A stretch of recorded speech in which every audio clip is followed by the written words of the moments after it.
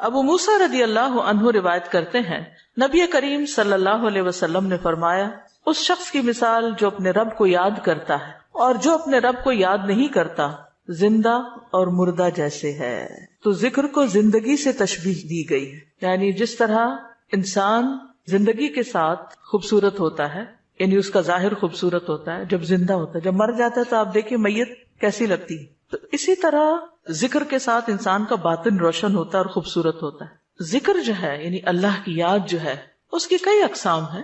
قرآن، نماز، تسبیحات، علم کا سیکھنا سکھانا، یہ اس وقت ہم ذکر کی مجلس میں ہیں. پھر اسی طرح دوسروں کو امر بالمعروف کرنا، نہی عن المنکر کرنا.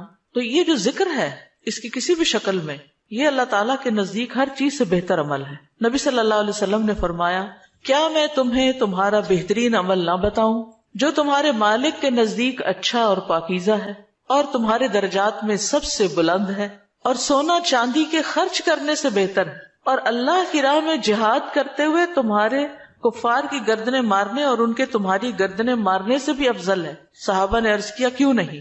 آپ نے فرمایا اللہ تعالیٰ کا ذکر، چاہے آپ نماز میں کر رہے ہیں، نوافل میں کر رہے ہیں، تلاوت قرآن کے ذریعے کر رہے ہیں، تعلیم قرآن کے ذریعے کر رہے ہیں، تسبیحات کے ذریعے کر رہے ہیں، درود شریف پڑھ رہے ہیں، کسی بھی طرح کھڑے بیٹھے لیٹے چلتے پھرتے، فارمل وے میں، انفارمل وے میں، اونچے یعنی جہرن اور سرن، جس شکل میں بھی آپ اللہ کو یاد کرتے تو اس کی اتنی زیادہ فضیلت ہے، بہت افضل عمل ہے. اور اس کے برعکس کیا ہوتا ہے؟ اللہ تعالیٰ سے غافل ہو جانا، بھول جانا، اور وہ عموماً کب ہوتا ہے؟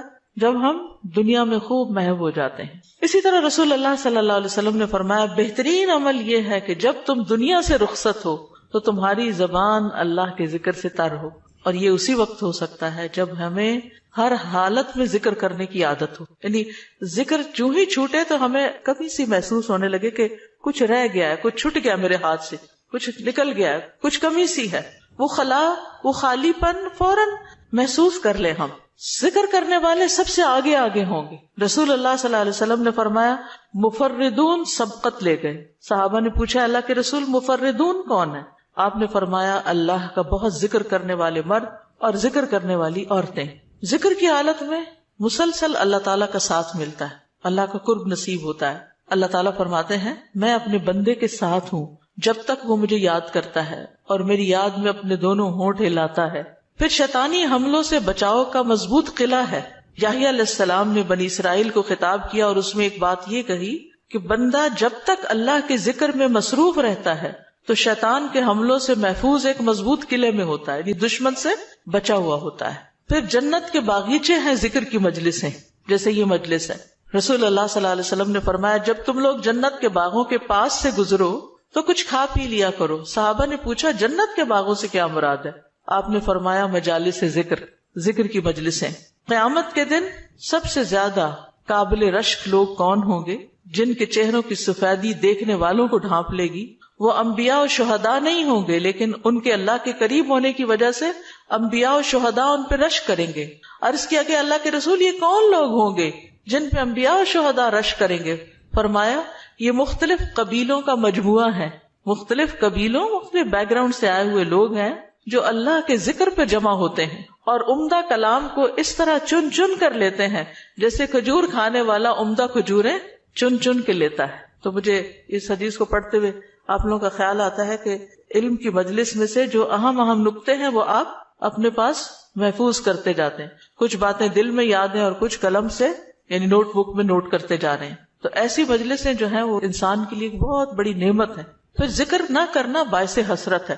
یاد رکھیے جب میں ذکر کا لفظ بولتی ہوں نا تو ذکر کی ساری اقسام ذہن میں لایا کریں، کیونکہ ہمارے ہاں ذکر صرف اللہ ہو کرنے کا نام بن گیا ہے. ذکر کی مجلس کیا ہے؟ جس میں سارے لوگ بیٹھ کے اندھیرا کر دیں اور پھر وہ اس انداز میں ذکر کریں کہ سارے ایک نعرے کی شکل میں اور مل کے کوئی آوازیں بلند کریں. صحابہ سے ایسے کوئی طریقے منقول نہیں ہیں.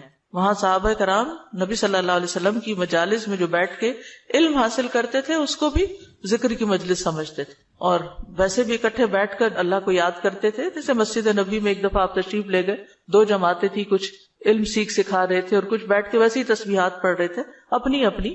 تو آپ علم والوں کے پاس گئے تو یہ بھی ذکر کی مجلس ہوتی ہے، یعنی علم کا سیکھنا سکھانا، اور بیٹھ کے تسبیح پڑھتے رہنا، ذکر کرتے رہنا، جیسے آپ حرم میں بیٹھ کے کرتے ہیں، کسی مسجد میں بیٹھے ہوتے ہیں، اس کے لیے ضروری نہیں ہوتا کہ کوئی تسبیحات کرنے کے لیے باقاعدہ لوگوں کو دعوت دے کر کوئی ایسے حلقے اکٹھے کیے جائیں۔ ذکر نہ کرنا باعث حسرت ہے۔ نبی صلی اللہ علیہ وسلم نے فرمایا جو لوگ کسی جگہ پر مجلس کریں لیکن اس میں اللہ کا ذکر نہ کریں اور نبی صلی اللہ علیہ وسلم پر درود نہ بھیجیں تو وہ ان کے لیے قیامت کے دن باعث حسرت ہوگی۔ اگرچہ وہ اجر و ثواب کی بنیاد پر جنت میں داخل ہو جائیں گے لیکن انہیں حسرت ہوگی کہ ہم نے یہ وقت کیوں گنوا دیا۔ ذکر نہ کرنے والے بدترین مخلوق ہیں، بد نصیب لوگ ہیں۔ عمرو بن ابسہ سے روایت ہے، رسول اللہ صلی اللہ علیہ وسلم نے فرمایا جب بھی سورج چڑھتا ہے اللہ عز و جل کی ہر ایک مخلوق اللہ عز و جل کی تسبیح اور حمد و ثنا بیان کرتی، یعنی صبح ہوتے ہی ساری مخلوق ذکر میں لگ جاتی، لیکن شیطان اور اولاد آدم میں سے آتا قسم کے لوگ ذکر نہیں کرتے۔ تو میں نے بنی آدم میں آتا قسم کے لوگوں کے بارے میں سوال کیا، آپ نے فرمایا بدترین مخلوق، یا فرمایا اللہ کی مخلوق میں سے بدترین لوگ، یعنی آسمان و زمین، سورج چاند ستارے، درخت شجر حجر، ہر چیز ذکر میں مشغول ہے سوائے ان لوگوں کے جو سو کے وقت گزار رہے ہیں یا غفلت میں پڑے ہوئے ہیں۔ حدیث نمبر 42، دو محبوب کلمات۔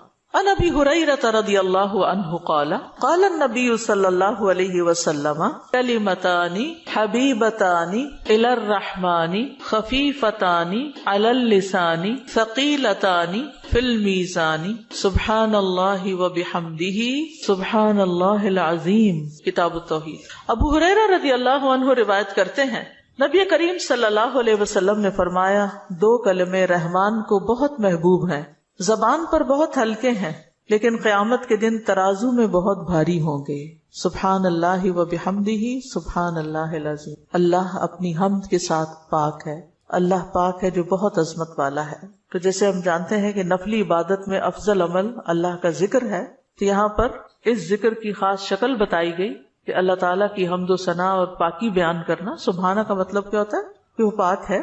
تو جس کلام میں، جس ذکر میں اللہ تعالیٰ کی پاکی بیان کی جائے، تسبیح بیان کی جائے اور حمد و ثنا بیان کی جائے، وہ اللہ تعالیٰ کا چنا ہوا کلام ہے۔ رسول اللہ صلی اللہ علیہ وسلم سے سوال کیا گیا کون سا کلام افضل ہے؟ آپ نے فرمایا جو اللہ نے اپنے فرشتوں اور بندوں کے لیے چنا۔ کیا فرمایا؟ جو اللہ نے اپنے فرشتوں اور اپنے بندوں کے لیے چنا۔ سبحان اللہ و بحمدہ، ٹھیک ہے، سبحان اللہ و بحمدہ۔ یہ تمام مخلوق کی نماز ہے، تمام مخلوق کی نماز ہے۔ نوح علیہ السلام کی وفات کا وقت جب آیا تو انہوں نے اپنے بیٹے سے فرمایا کہ میں تمہیں ایک وصیت کر رہا ہوں، دو باتوں کو کرنے کا حکم دیتا ہوں، دو باتوں سے روکتا ہوں۔ اور دو کرنے کے جو کام بتائے اس میں سے ایک لا الہ الا اللہ کا اقرار، کہ اگر ساتوں آسمان اور ساتوں زمینوں کو ترازو کے ایک پلڑے میں رکھ دیا جائے اور لا الہ الا اللہ کو دوسرے پلڑے میں، تو لا الہ الا اللہ والا پلڑا جھک جائے گا، اور اگر ساتوں آسمان اور ساتوں زمینیں ایک بند کڑے کی شکل اختیار کر لیں تو لا الہ الا اللہ اس کو بھی توڑ دے گا۔ اتنی طاقت ہے اس کلام کے اندر۔ اور دوسرا یہ کہ سبحان اللہ و بحمدہ کا ورد کرتے رہنا، کیونکہ یہ ہر چیز کی نماز ہے اور اس کے ذریعے مخلوق کو رزق ملتا ہے۔ اور میں تمہیں شرک اور تکبر سے منع کرتا ہوں، یہ دو منع کرنے والی چیز۔ اسی طرح ان کلمات کو اگر کوئی 100 دفعہ دن میں پڑھے تو اس کے گناہ مٹ جاتے ہیں، گناہ جھڑ جاتے ہیں، چاہے سمندر کی جھاگ کے برابر ہی کیوں نہ ہو۔ پھر اسی طرح ایک اور حدیث میں آتا ہے سنن ترمذی کی، جو شخص سبحان اللہ العظیم و بحمدہ کہتا ہے اس کے لیے جنت میں کھجور کا ایک درخت لگا دیا جاتا ہے، صرف ایک دفعہ کہنے سے۔ کہہ لیجئے سبحان اللہ العظیم و بحمدہ۔ اللہ کے راستے میں سونا خرچ کرنے سے بہتر ہے۔ رسول اللہ صلی اللہ علیہ وسلم نے فرمایا جو رات سے خوف کھائے، اکیلا ہونے کی وجہ سے یا ویسے اس کو اندھیرے کا فوبیا ہو، کہ جو رات سے خوف کھائے کہ وہ اس کو پریشان کرے گی، یا مال خرچ کرنے سے بخل کرے کہ دینے کو دل نہ چاہے، یا دشمن سے مقابلہ کرنے سے ڈرے، تو وہ اس قول کی کثرت کر دے سبحان اللہ و بحمدہ، سبحان اللہ و بحمدہ، کیونکہ یہ اللہ کے نزدیک سونے کا پہاڑ اللہ کے راستے میں خرچ کرنے سے زیادہ محبوب ہے۔ ہم میں سے کس کی وسعت ہے کہ سونے کا پہاڑ اللہ کے راستے میں خرچ کرے؟ نہیں کر سکتے، تو اس لیے اس کلمے کو ہی زیادہ سے زیادہ پڑھ لینا چاہیے۔ اسی طرح سبحان اللہ، لا الہ الا اللہ، الحمدللہ، یہ کلمات عرش کے ارد گرد چکر لگاتے اور ان کی بھنبھناہٹ ہوتی شہد کی مکھیوں کی بھنبھناہٹ کی طرح، اور وہ اپنے ذکر کرنے والے کی اللہ کے ہاں یاد دلاتے ہیں۔ تو آپ نے فرمایا کیا تم میں سے کوئی یہ پسند نہیں کرتا کہ اس کے لیے کوئی ایسا ہو جو ہمیشہ اللہ کے ہاں اس کی یاد دلائی جاتے رہے، یعنی کوئی ایسا طریقہ ہو کہ ہمیشہ عرش کے ارد گرد آپ کا ذکر ہوتا رہے. قیامت کے دن بھی یہ انسان کا بچاؤ کریں گے، یعنی جہنم سے بچانے کے لیے سبحان اللہ والحمد للہ ولا الہ الا اللہ واللہ اکبر. پھر اہل جنت کا ذکر کیا ہوگا؟ ان کے سانس کے ساتھ ان کو تسبیح و تحمید سکھا دی جائے گی کہ بولنا بھی نہیں پڑے گا، سانس لیں گے اور سانس کے ساتھ اللہ کا ذکر جاری ہو جائے گا. یہ جو احادیثوں نے بیان کی، یہ آپ کے پاس کارڈ ہونا چاہیے تسبیحات کی فضیلت والا، اس میں لکھی ہوئی ہے، دوسروں کے ساتھ بھی شیئر کریں، اور خاص طور پہ بچوں کو ذکر کرنا سکھائیں. ان کے اندر بھی ایک کامنس آتی، ایک سکینت آتی ہے. ہم بعض اوقات یہ سوچتے ہیں یہ تو بچے ہی ہیں، ابتدائی عمر سے، چھوٹی عمر سے کہ چلو یہ پڑھو، انگلیوں پہ گنتے ہیں، اچھا تم نے کتنی دفعہ پڑھ لی، کتنے جنت میں درخت لگائے، تو آہستہ آہستہ ان کو عادت ہو جاتی. پھر ذکر کی ایک قسم اللہ کے نام پڑھنا، اللہ کے نام یاد کرنا. عن ابی ہریرہ ان رسول اللہ صلی اللہ علیہ وسلم قال ان للہ 99 اسما 100 الا واحدا من احصاها دخل الجنہ. کتاب التوحید. ابو ہریرہ رضی اللہ عنہ سے روایت ہے کہ رسول اللہ صلی اللہ علیہ وسلم نے فرمایا، بے شک اللہ کے 99 نام ہیں، 99، ایک کم 100. جو شخص ان سب کو محفوظ رکھے گا، یاد کر لے گا، وہ جنت میں داخل ہوگا. من احصاها، تو احساس سے مراد ان کو گننا، ان کے معنی پہچاننا، ان کے تقاضے کے مطابق عمل کرنا. خالی لکھ کے یا جمع کر کے یاد کر لیا جائے اور مطلب ہی نہ پتا ہو اور اس کے مطابق عمل نہ ہو تو پھر یہ وعدہ نہیں پورا ہوتا. احصاء میں ہر چیز کا جمع ہو جانا ہے، یعنی اللہ تعالیٰ کے ناموں کی حدود کی حفاظت کرنا، ان کو پہچاننا، ان کا معنی جاننا، ان کی فضیلت جاننا، کہاں پڑھنا ہے. امام ابن قیم کہتے ہیں کہ اللہ کے اسماء کو گن کر محفوظ کرنے کے کچھ مراتب ہیں. بندہ جب ان ناموں کو یاد کر لیتا ہے تو وہ جنت میں داخل ہو جاتا ہے، اور یہی اس کی سعادت اور نجات اور فلاح کا مرکز ہے. وہ کہتے ہیں پہلا مرتبہ ان کے الفاظ کو گننا اور شمار کرنا، دوسرا مرتبہ ان کے معنی اور مدلول کو سمجھنا، تیسرا مرتبہ ان کے ساتھ دعا مانگنا.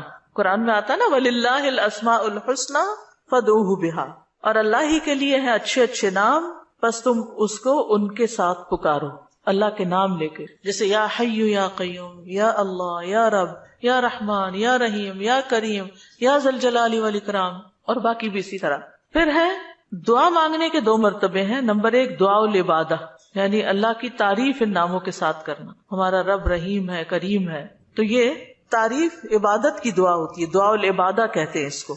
اور دوسرا ہے دعا المسئلہ، طلب اور مانگنے کی دعا، کہ ان ناموں کے ساتھ پکار کے اللہ کو پھر سوال کرنا. اور اسماء حسنہ کے ساتھ یہ نہیں کہ اپنی طرف سے اللہ تعالیٰ کا کوئی نام بنا کے اور پھر اس سے دعا کرنا، یا موجود، یا ذات، یا شیء، اس طرح کی باتیں نہیں، بلکہ اللہ کے جو پراپر نام قرآن و سنت سے ثابت ہیں ان کے ساتھ دعا مانگنا. تو یاد رکھیے کہ اللہ کی پہچان یہ علم کا پہلا مرتبہ ہے. سب سے پہلے جس کو جاننا چاہیے، جس کے بارے میں ہمیں معلوم ہونا چاہیے کہ وہ کون ہے، وہ اللہ رب العزت. فَاعْلَمْ أَنَّهُ لَا إِلَهَ إِلَّا هُوَ، جان لو کہ اللہ کے سوا کوئی الہ نہیں. یہ علم ہر ایک پر فرض ہے کہ ہمارا خالق کون ہے، ہمارا مالک کون ہے، ہمارا رازق کون ہے، ہمارا معبود کون ہے، ہماری مشکل کشا کون ہے، ہمارا حاجت روا کون ہے، اور جو بھی اللہ تعالیٰ کے باقی نام ہے، پہچان.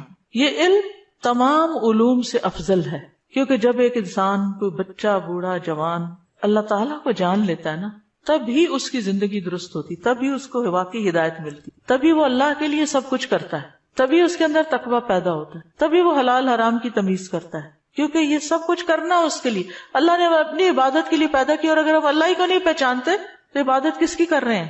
تو پہلا کام اللہ کی پہچان ہے، اللہ کی معرفت، خود بھی اور اپنی آل اولاد کو بھی اور اپنے آس پاس کے لوگوں. اور اللہ کی پہچان کے لیے اللہ کے ناموں کا علم حاصل کرنا ضروری. پھر اس سے ایمان میں بھی اضافہ ہوتا ہے. جتنا جتنا آپ اللہ کو زیادہ جانتے چلے جاتے ہیں اتنا اتنا آپ کا ایمان بڑھتا ہے. اسی لیے اس کو اشرف العلوم کہا گیا ہے کہ تمام علوم کا سردار ہے یہ. پھر اسی طرح اللہ تعالیٰ کے ناموں کو پڑھنے، یاد کرنے، جاننے، سمجھنے کے بارے میں کچھ اصول و قواعد ہیں. اس میں پہلی بات یہ کہ اللہ کے تمام نام توقیفی ہیں، اس میں عقل کی کوئی گنجائش نہیں، یعنی بذریعہ وحی معلوم ہوئے.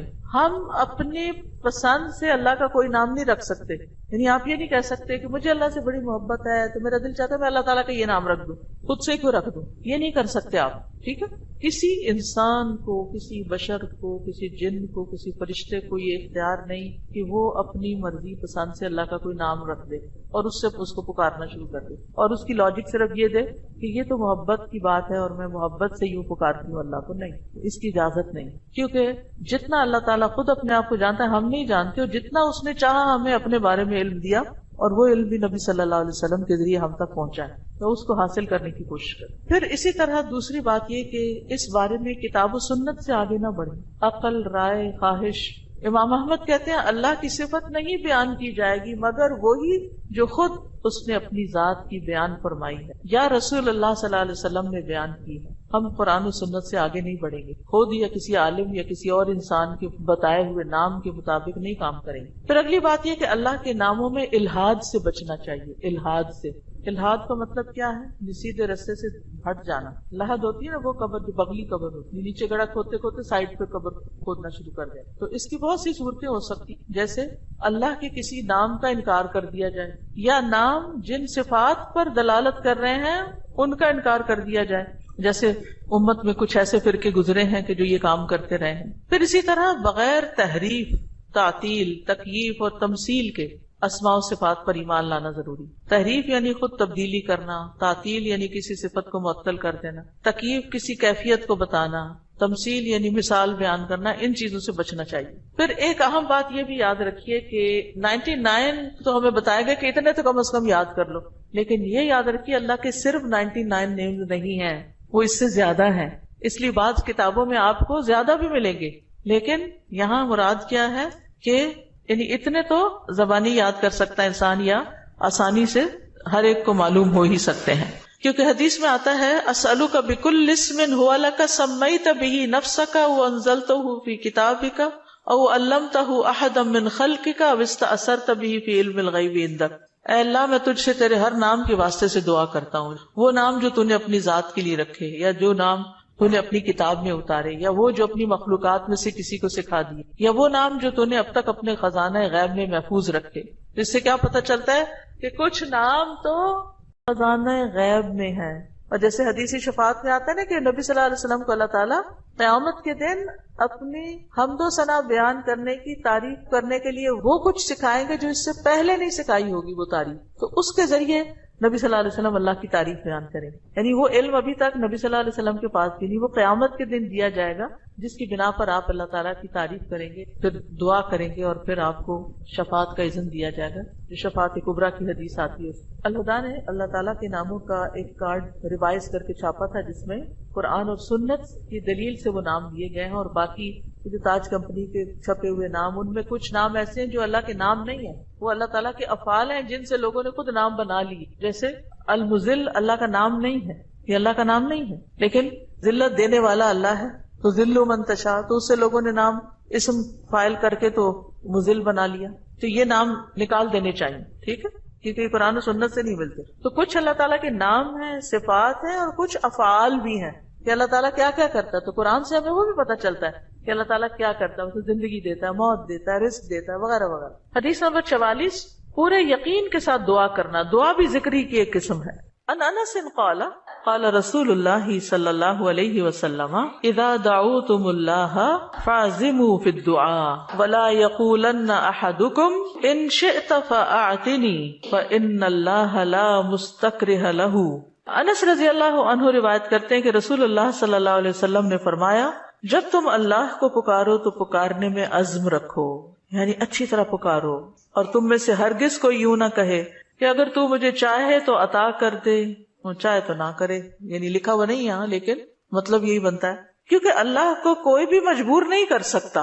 ٹھیک ہے، تو یہاں دعا مانگنے کا ادب سکھایا گیا ہے کہ دعا پورے یقین کے ساتھ مانگنی چاہیے. یا اللہ تو دے سکتا ہے، تو مجھے عطا کر. یہ نہ کہے تو چاہے تو عطا کر، وہ تو دینے پہ قادر ہے، اس سے پورے یقین اور عزم کے ساتھ دعا کرے. اسی طرح دعا مانگنے کے کچھ اور آداب بھی ہیں. مسئلہ یہ کہ غافل دل سے دعا نہ کرے، کیونکہ اللہ تعالیٰ بے پرواہ دل کی دعا قبول نہیں کرتا. پھر یقین سے دعا کریں کہ قبولیت کا یقین ہو کہ نہیں اللہ تعالیٰ سنتا ہے. یہ نہیں پتہ نہیں سنے گا کہ نہیں، بہت مانگی ہے ابھی تک تو ہماری بات نہیں مانی گئی، پتہ نہیں آگے کیا ہوگا. میری تو سنتا ہی نہیں، نعوذ باللہ ایسی باتیں نہیں کرنی چاہیے. آپ کہ اللہ آپ کے تو بس میں ہے سب کچھ، آپ تو سب کچھ کر سکتے ہیں. پھر اسی طرح بغیر ہچکچاہٹ کے رب سے دعا کرنی چاہیے. کس سے؟ بغیر ہچکچاہٹ کے، پورے یقین سے. نبی صلی اللہ علیہ وسلم نے فرمایا جب تم میں سے کوئی آدمی اللہ کے سامنے اپنی خواہش کا اظہار کرے تو وہ زیادہ سے زیادہ مانگے، کیونکہ وہ اپنے رب سے مانگ رہا ہوتا ہے عز و جل سے، وہ سب کچھ کر سکتا ہے. پھر خشوع و خضوع اور عاجزی سے مانگے. ادعوا ربکم تضرعا وخفیا انہ لا يحب المعتدین. پھر گریہ و زاری، رو دھو کے مانگے. آپ دیکھیں کس طرح بچے جب انہیں کوئی چیز چاہیے ہوتی ہے تو بلا وجہ بھی رونا شروع کر دیتے ہیں. تکرار اور اصرار سے دعا کریں. نبی صلی اللہ علیہ وسلم بعض اوقات 3 بار ایک دعا دہراتے تھے. آپ نے فرمایا جس شخص نے 3 بار اللہ سے جنت مانگی تو جنت کہتی ہے اللہ اسے جنت میں داخل کر دے، اور جو شخص 3 مرتبہ آگ سے پناہ مانگے تو دوزخ کہتی ہے اللہ اس کو آگ سے پناہ دے دے. پھر دعا میں جلد بازی نہ کریں. تو بندہ جب تک جلد بازی نہ کرے دعا قبول کی جاتی رہتی. یعنی جلد بازی کیا ہے کہ مایوس ہو کے انسان تھک جائے اور دعا مانگنا چھوڑ دے، یہ نہیں ہونا چاہیے. جی استاذہ، جو اللہ تعالیٰ کے جو نام ہے اور جو ان کے صفات ہیں یہ ریلیٹ کرتے ہیں نا آپس میں؟ اس کی ساری صفات اس کے ناموں میں، یعنی ناموں میں ہی اس کی صفات. یعنی ذکر کی ایک قسم جو ہے نا غور و فکر بھی ہے کائنات میں، اور اس کے ذریعے اللہ کو یاد کرنا. کیونکہ جتنی تقصیر ہم کرتے ہیں کمی کوتاہی دعا میں، وہ اسی وجہ سے کرتے ہیں کہ ہمیں اللہ کی پہچان نہیں ہوتی. آپ دیکھیے جب ہمیں لوگوں کی پہچان ہوتی ہے نا کہ کون کتنا سخی ہے تو ہمیں اس سے اسی کے مطابق توقع ہوتی. امی سے عیدی اتنی ملے گی اور ابا سے اتنی ملے گی، کیونکہ ہم دونوں کا مزاج پہچانتے ہیں کہ کون کتنا دیتا ہے. اسی طرح خالہ مامی دادی سب کا پتا ہوتا ہے کہ کون کیا کرتا ہے. تو اگر انسانوں کا تھوڑا بہت ہمیں پتا ہوتا ہے اور اس کے مطابق ہی ہماری ایکسپیکٹیشن ہوتی ہے، تو جس کو اللہ کا پتا چل جائے کہ وہ کیا عظیم ہستی ہے، پھر اس کی دعا کی ایکسپیکٹیشن کتنی بڑی ہوگی کہ وہ کیا کچھ نہیں دے سکتا اور کیا کچھ اس سے مانگنا چاہیے. وہ تو کبھی مایوس ہی نہیں ہو سکتا انسان. اساتذہ السلام علیکم. یہ جو ہم لوگ الہدا میں بھی پڑھاتے ہیں نسلوں کا یوم، اس کے اندر بھی یوم عزو آتا ہے، تو کیا کوئی نیا ورژن ہے جس؟ بالکل نیا ورژن بھی ہے. کارڈز لے لیجئے اور نئے ورژن کی ریکارڈنگ بھی ہم نے کروا لی ہوئی ہے. ساجد محترم، یہاں پہ آپ نے ابھی فرمایا نا کہ تو چاہے تو عطا کر، یہ نہیں کہنا چاہیے، تو اس کی تھوڑی سی وضاحت کر دیں کیونکہ میرے ذہن میں بھی آ رہا ہے کہ ہم جب یہ کہتے ہیں، آپ نے بھی فرمایا نا کہ تو جو چاہے وہ عطا کر دے، ہمیں یہ نہیں کہنا چاہیے تو چاہے تو عطا کر دے. ہاں، اگر تو چاہے تو عطا کر دے. اس کی تھوڑی سی وضاحت کر دیں کیونکہ میرے ذہن یعنی اس کا مطلب یہ ہے کہ مثلا مجھے گھر چاہیے، اللہ اگر آپ کی مرضی ہے تو دے دیں، نہیں تو نہ سے. یہ نہیں کہنا چاہیے. بندوں کے ساتھ ہم ایسے معاملے کر رہے ہوتے ہیں نا، دینا تو دو نہیں تو نہ دو، تو اللہ کے ساتھ ایسے نہیں کرنا، یہ بے ادبی ہے. استاذہ یہ جو آپ نے کہا کہ جس کا آخری کلام لا الہ الا اللہ ہوگا تو وہ جنت میں جائے گا، جیسے ہماری آنٹی حالت نیزہ سے 2 دن پہلے ہم نے ان کو پڑھایا، انہوں نے ورد کیا، اس کے بعد وہ کومے میں چلے گئی، تو ان کے لیے ہم یہ امید رکھ سکتے ہیں کہ ان کا آخری کلام یہی ہے لا الہ الا اللہ؟ یعنی آخری بات جو کی وہ لا الہ الا اللہ تھی، چاہے اس کے بعد 1 دن بعد فوت ہوئے یا 2 دن بعد. اور ایک اور بات، بعض اوقات قومے میں ہوتے ہوئے بھی سن رہے ہو، اور کئی لوگوں کا یہ پتہ چلتا ہے کہ وہ آہستہ آہستہ زبان بھی ہلا رہے ہو، اور کئی لوگوں کا یہ بھی میں نے سنا ہے، مطلب لوگوں کے ڈیتھ کے جو حالات واقعات سنتے ہیں کہ بے ہوشی تاری رہی اور فوت ہونے سے تھوڑی دیر پہلے آنکھیں بھی کھولی اور منہ بھی ہلایا اور پھر دوبارہ چلے گئے. تو یہ اللہ کی دی ہوئی توفیق ہے، ہمیں توفیق مانگنی چاہیے کہ اللہ ہمارا آخری کلام لا الہ الا اللہ. آپ نے بھی ذکر کیا ہے، ذکر کا فضیلت بیان کی ہے، تو مجھے یہ بات سمجھ آئی ہے کہ جب ہم لوگ دن رات میں ذکر کرتی ہیں، ہماری زبان تر رہتی ہے ذکر سے، جوارے اس چیز کی گواہی دیتے ہیں، تو وہ جو ہے آپ کا جو اندر احساس ہے وہ یہ ہوتا ہے کہ ہمارا ٹائم ویسٹ نہ ہو، ٹھیک ہے، اور ہم لوگ جو ہے نا فضولیات سے وہ اجتناب کرتے ہیں اس چیز کو کہ ہم نے ذکر کرنا ہے، اپنی نیکیوں کو اضافہ کرنا ہے، خیر و برکتیں مانگنی ہے. کیا یہ چیز جو ہے ہمارے خشوع و خضوع میں اضافہ کر سکتی ہے؟ ذکر کے تو بہت سی برکات ہیں، اور اس میں سے یہ بھی ہے 2 چیزیں جو ہے نا ذکر میں بڑا فائدہ دیتی ہے. ایک ہے کہ ٹارگٹ ڈیلی سیٹ کرے، جیسے 100 دفعہ یہ سبحان اللہ و بحمدہ کہا گیا، یہ منیمم بیئر منیمم ہے کہ آپ یہ 100 دفعہ سورج نکلنے سے پہلے اور سورج غروب ہونے سے پہلے پڑھ لیں عصر کے بعد. پھر اسی طرح یہ ہے کہ نبی صلی اللہ علیہ وسلم دن میں 70 سے 100 بار استغفار کرتے. ٹارگٹ سیٹ کر لیں کہ میں نے لازمی یہ تو کرنا ہی کرنا ہے، اتنا تو کرنا ہے، زیادہ ہو جائے تو بہت ہی اچھا، کیونکہ حدیث میں آتا ہے نا طوبی لمن وجد الاستغفار فی صحیفتہ، کہ خوشخبری ہے اس کے لیے جو اپنے اعمال نامے میں استغفار کی کثرت پائے. پھر آپ دیکھیے درود شریف ہے، اگر کوئی اپنی ساری دعا کو درود شریف ہی بنا لے تو اس کے لیے ہر چیز کافی ہو جاتی، کم از کم ایک تسبیح درود شریف کی، اور اگر وہ نہیں نصیب تو صبح 10 دفعہ، شام 10 دفعہ، دن کا آغاز اختتام تو لازمی درود شریف کے ساتھ ہو. پھر اسی طرح لا حول ولا قوت الا باللہ ہے، جنت کے خزانوں میں سے. اگر ہمیں دنیا کا کوئی خزانہ بتایا جائے تو ہم لوٹنے چلے جائیں اس کو. یہ تو جنت کا خزانہ ہے وہ اکٹھا کرنے کے لیے. اس کی تسبیح کر لیں, لا الہ الا انت سبحانک انی کنت من الظالمین, کم از کم 100 دفعہ پڑھ لیں. 100 دفعہ نہیں 10 دفعہ ہی رکھ لیں, لیکن ڈیلی پڑھیں. پھر اسی طرح سبحان اللہ والحمد للہ ولا الہ الا اللہ واللہ اکبر. اس کی بے پناہ فضیلت اور اس کی بے شمار فضائل ہیں اگر اس کی ایک تسبیح آپ کر سکیں. اب یہ ہے کہ اتنا کچھ اوور ویلمنگ ہو جاتا ہے, یہ بھی کر لو, یہ بھی کر لو, یہ بھی کر لو. کچھ چیزیں صبح کے وقت کے لیے رکھ لیں, کوئی دوپہر کے لیے رکھ لیں, کوئی شام کے لیے رکھ لیں, کوئی کہیں اگر آپ آتے جاتے ہیں اس کے لیے رکھ لیں, کوئی کسی کام کے ساتھ باندھ لیں. اگر آپ نے ٹارگٹ سیٹ کر لیا نا کہ یہ تو کرنا ہی کرنا ہے تو انشاءاللہ کر بھی لے گی. اگر کسی وجہ سے کوئی آگے پیچھے ہو بھی گیا تو رات کو سونے سے پہلے کر لیں. اگر ایک دن کچھ کمی بیشی ہوگی اگلے دن پورا کر. اپنے اوپر پابندی آپ نے خود لگانی کہ یہ تو میں نے کرنا ہے, ٹھیک ہے.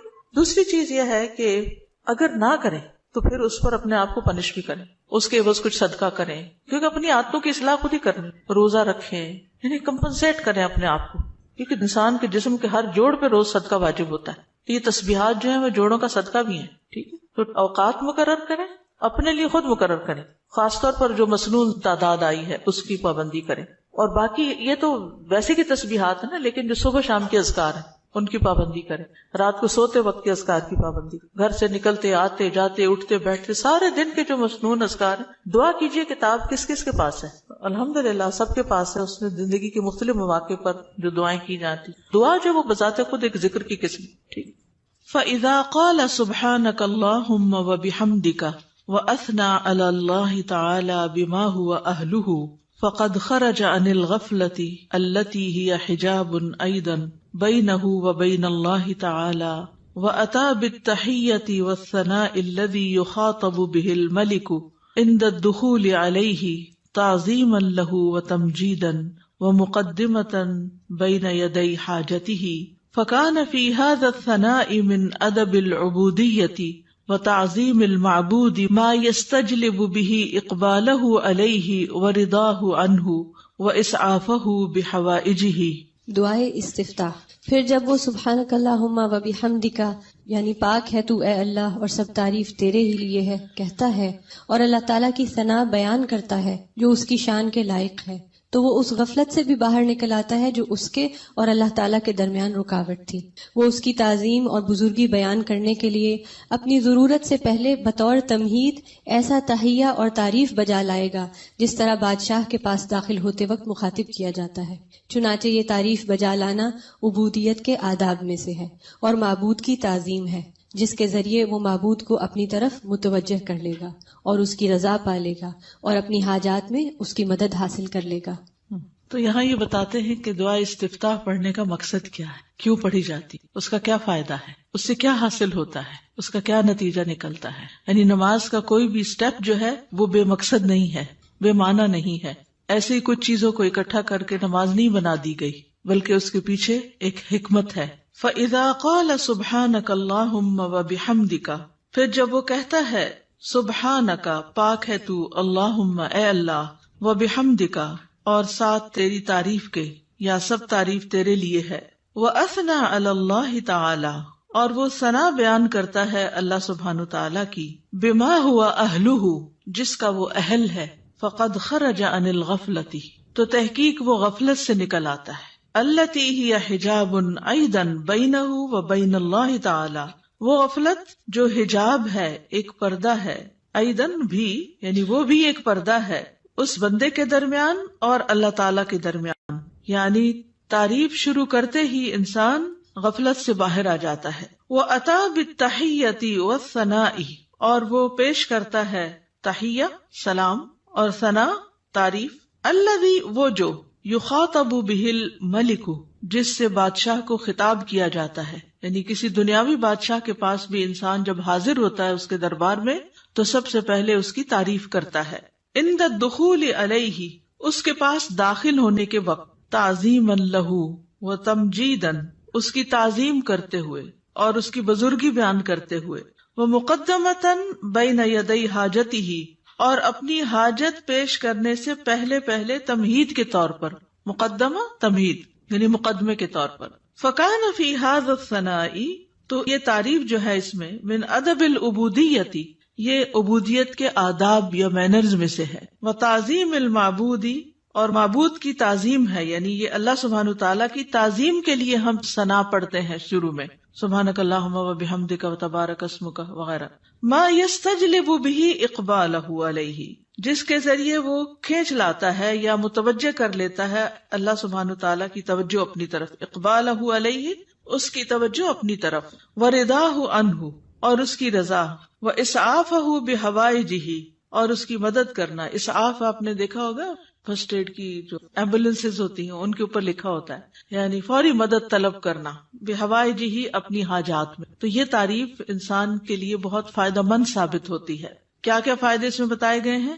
نمبر 1، انسان غفلت سے نکل آتا ہے، ٹھیک ہے، خرج عن الغفلۃ التی ہی حجاب ایضا بینہ و بین اللہ تعالی. دوسری بات کیا ہے کہ وہ ملاقات سے پہلے یا ابتدا میں، جیسے کسی بھی بادشاہ کے پاس جانے کا ایک ادب، ایک پروٹوکول ہوتا ہے، تو یہاں بندہ تحیہ اور ثنا سے کام لیتا ہے. اور اس سے کیا فائدہ ہوتا ہے کہ ایک تو جو ہمارے اوپر ادب آداب کا حق ہے وہ ادا ہوتا ہے، دوسری طرف یہ کہ معبود کی تعظیم ہوتی ہے، معبود یا رب ہماری طرف متوجہ ہوتا ہے، وہ راضی ہوتا ہے اور بندے کی مدد کرنے میں وہ جلدی کرتا ہے. تو یہ فائدے ہیں دراصل ثنا پڑھنے کے.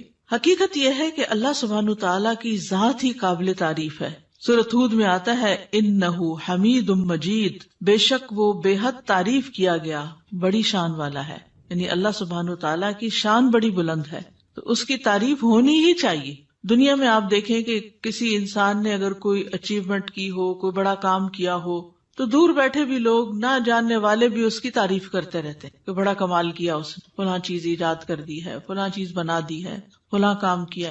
تو اس بندے کو نہیں پتا ہوتا کہ کون کون اس کی تعریفیں کر رہا ہے، لیکن جب اس کی ذات سے کسی کو فائدہ پہنچتا ہے تو جس کو فائدہ پہنچتا ہے وہ خود ہی تعریف کے لیے آگے آ جاتا ہے. تب آپ دیکھیے کہ اللہ سبحانہ تعالیٰ کی ذات سے ہمیں کتنا فائدہ پہنچ رہا ہے اور کیا کیا کمالات ہیں. یعنی کسی کی بھی تعریف کرنے کی 2 بڑی وجوہات ہوتی، ایک اس کے کمالات اور دوسرا اس کی ذات سے فائدہ کتنا پہنچ. تو یہ دونوں چیزیں کامل درجے میں اللہ تعالیٰ کے اندر موجود ہیں. ہمارے پاس جو بھی کوئی نعمت ہے وہ اللہ ہی کی طرف سے ہے، اور ہر چیز میں اس کا کمال ہے، تخلیق میں اور رزق پہنچانے میں، اور جتنے بھی اس کے نام ہیں کامل صفات اور اسماء ہیں. تو اس لیے اس کی تعریف تو ہونی ہی چاہیے. تو نماز کے بالکل آغاز میں یہی سب سے مناسب جگہ ہے کہ جہاں تعریف ہو، اس کی حمد و ثنا ہو، کیونکہ وہ اس لائق ہے کہ اس کی حمد و ثنا کی جائے.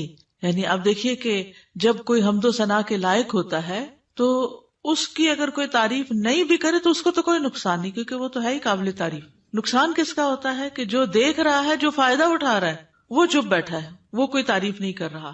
اور یہ تعریف جو ہے یہ دراصل شکر ادا کرنے کا ایک طریقہ ہوتا ہے، اور اللہ کا وعدہ ہے کہ اگر تم شکر ادا کرو گے تو میں تمہیں اور زیادہ دوں گا. تو اس احساس کے ساتھ جب انسان اللہ کی تعریف بیان کرتا ہے تو دراصل اللہ سبحانہ تعالیٰ کو بندہ اپنے قریب پاتا ہے، اس سے کنیکشن ہو جاتا ہے اس کا، اور یہ سراسر بندے کے اپنے ہی فائدے میں. ہمارا تعریف کرنا اللہ تعالیٰ کی اللہ تعالیٰ کو فائدہ نہیں دیتا، یہ دراصل خود ہم ہی کو فائدہ دے رہا ہوتا ہے. کیونکہ تعریف کرنے کا بھی ایک مزہ ہوتا ہے، کیونکہ تعریف کرنے والا صرف اس وقت تعریف کر سکتا ہے جب وہ کسی خوبی کو دیکھنے کے قابل ہوتا ہے. یعنی اگر ہم تعریف کرتے ہیں تو اس کا مطلب یہ ہے کہ ہمارے اندر یہ صلاحیت ہے کہ ہم خوبیوں کو دیکھ پاتے ہیں. تو اس میں صرف ممدوح کی حمد نہیں ہوتی یا اللہ سبحانہ تعالیٰ ہی کی تعریف نہیں ہوتی، بلکہ ایسا بندہ بھی ایسے خالق کے ساتھ جب جڑتا ہے تو وہ بھی قابل تعریف ہو جاتا ہے. یعنی وہ بندہ بھی قابل تعریف ہو جاتا ہے جو اپنے خالق کی تعریف کرتا ہے. کیونکہ ناشکر لوگ کسی کو بھی اچھے نہیں لگتے، پسند نہیں آتے. اور وہ لوگ جو اپنی آنکھیں ہی باندھ رکھیں اور غفلت کا شکار رہیں اور سوئے پڑے رہیں اور اللہ کی نعمتوں کو دیکھ ہی نہ سکیں یا اس سے ناراض رہیں، ایسے لوگ دراصل اپنا ہی نقصان کرتے ہیں. ایک حدیث سے ہمیں پتہ چلتا ہے کہ بندے اگر اللہ تعالیٰ کو دیکھ لیں تو اور بھی زیادہ اس کی تعریف کریں. ابھی تو بن دیکھے کرتے ہیں نا، اس کی نشانیاں دیکھ دیکھ کے. ابو ہریرہ رضی اللہ عنہ بیان کرتے ہیں کہ رسول اللہ صلی اللہ علیہ وسلم نے فرمایا، بلا شبہ اللہ کے کچھ فرشتے ایسے ہیں جو اہل ذکر کو تلاش کرتے ہوئے راستوں میں چکر لگاتے رہتے ہیں. جب وہ کچھ لوگوں